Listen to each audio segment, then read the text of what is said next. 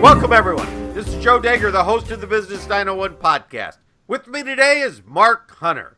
Mark is a thought leader, and I might add, a great speaker in the field of sales. He is also the author of two amazing books, High Profit Selling and his new book, High Profit Prospecting. Can prospecting be measured? I mean, everybody wants to, they have all these SMART goals and these measurements. You know, what can we measure? What should we not even try to measure? Okay. Well, yeah, that's that. I'll tell you what, that's a piece. And I admit, I've gone back and forth on this. First of all, people say, well, we're going to measure how many sales we closed. Okay, I get that. That's a great measurement. But you know what, though? Sometimes prospecting can be a long, tedious process, and you can literally go nuts. Here's something I measure. First of all, let me give you a personal piece and then how to measure it from a corporate piece. If your job is prospecting, I want you at the end of every day to take a notepad and just right at the top of the page, today. And I want you to write down, what was the biggest success you had that day? What was the biggest success? You may have had a terrible day, but you had one conversation. Write down one conversation. You write down, what was that biggest? And then what you want you to do is I want you to think, okay, what is going to be my goal tomorrow? What's my goal? Is it one more call, two more calls? But you keep this logbook.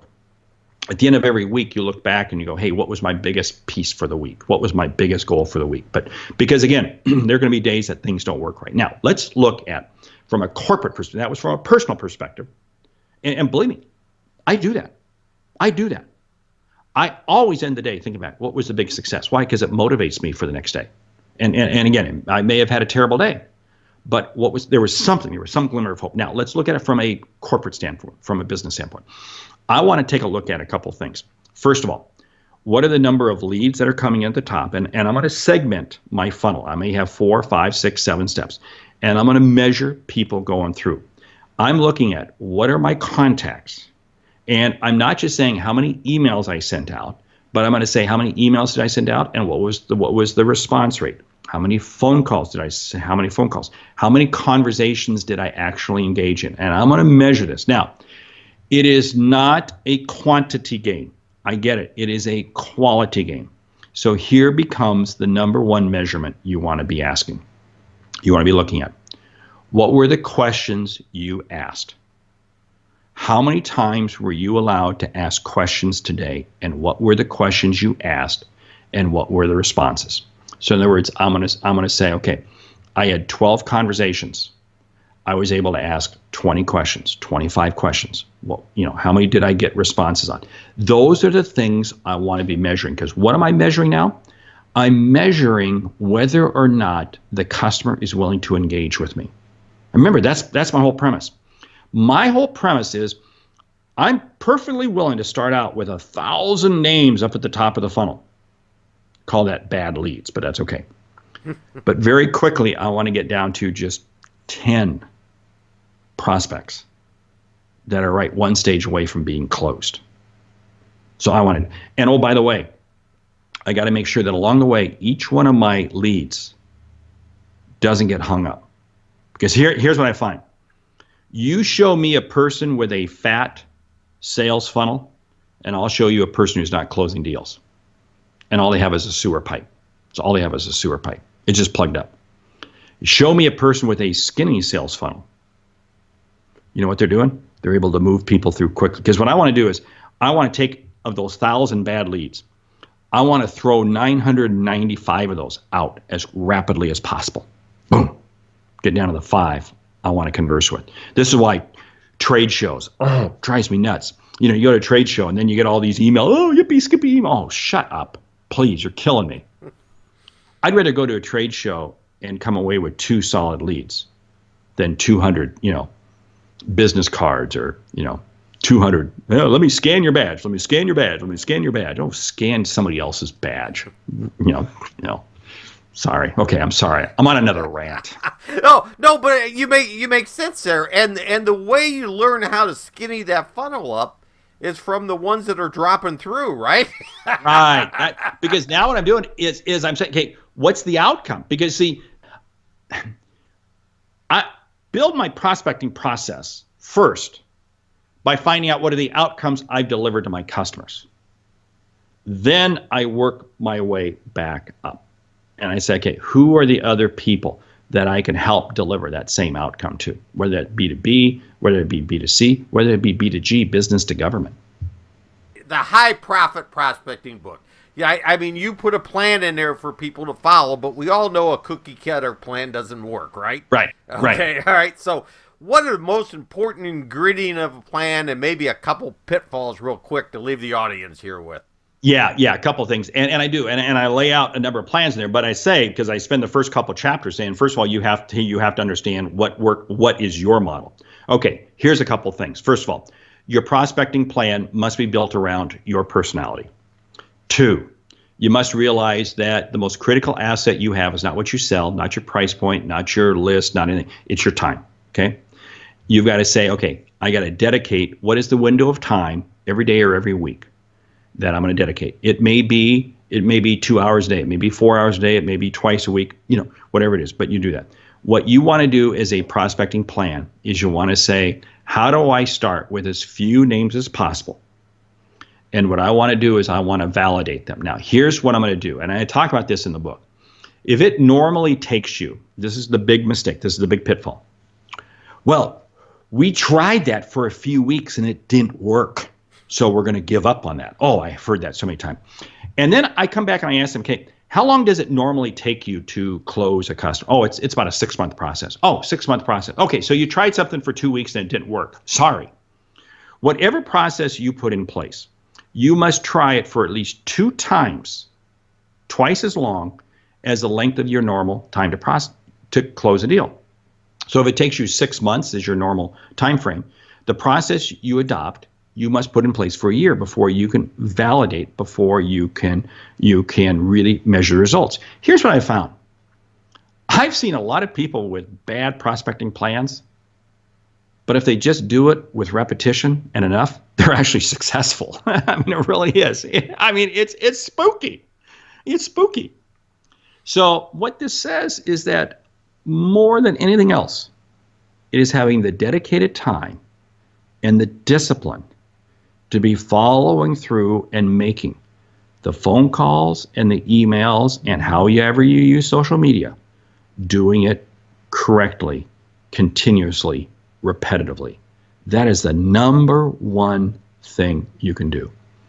I would much rather have 5 names I'm reaching out to consistently versus 100 names I reach once and never again. If you are doing a one and done, you are going to be one and broke. Every prospecting model must involve a shampoo bottle. Repeat, repeat, repeat. There's a lot of discussion on commissions anymore. What is your view on them, and where do they fit? Are there any warnings for anyone? Well, yeah, the warnings are this. Don't have your commissions paid on strictly top-line sales. You've got to have bottom-line profit. One of the big reasons why people will discount a price is because they discount a price to close a sale. But when you discount a price, rarely does it change the COGS, the cost of goods sold. What it does is you're taking it completely out of profit. So I really say make your commissions be based off bottom line profit. Make your commissions also not be continuous over the life of the customer.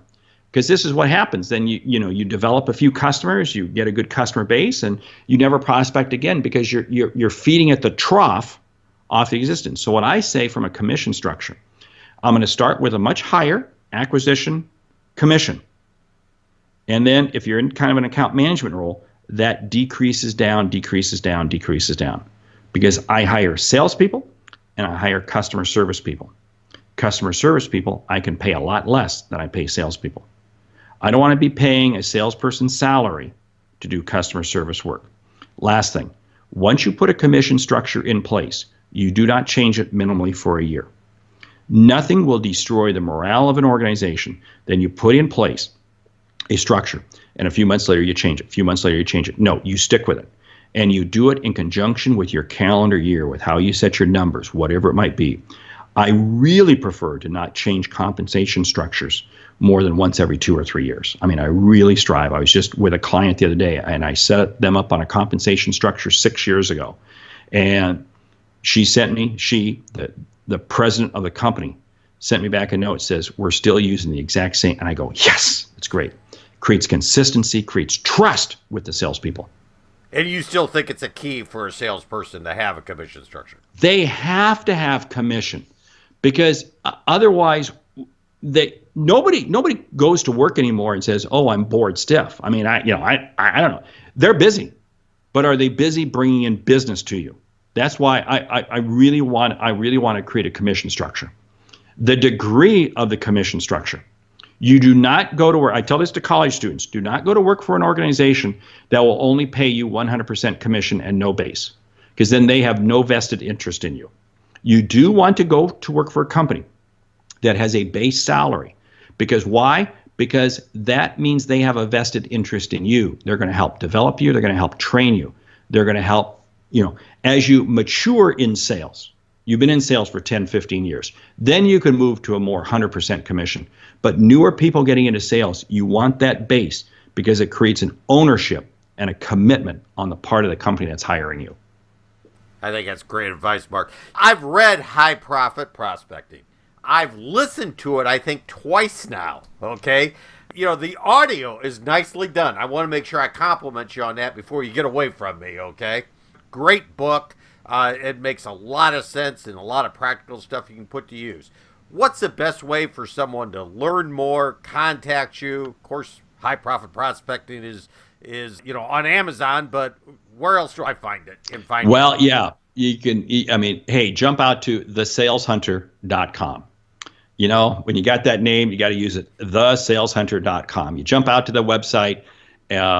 There's a ton of things out there that you can download, you can use. And hey, of course, you can find me on social media. I'm all over social media. I'm all over LinkedIn. I'm all over Facebook. I'm all over Twitter. And I'm all over YouTube. But engage with me, because I love it when people, in fact, it's funny. Just yesterday, a gentleman, he was reading the book, sent me a question by way of Twitter. I loved it. Send him back a quick note. I said, hey, I'll have more time tomorrow.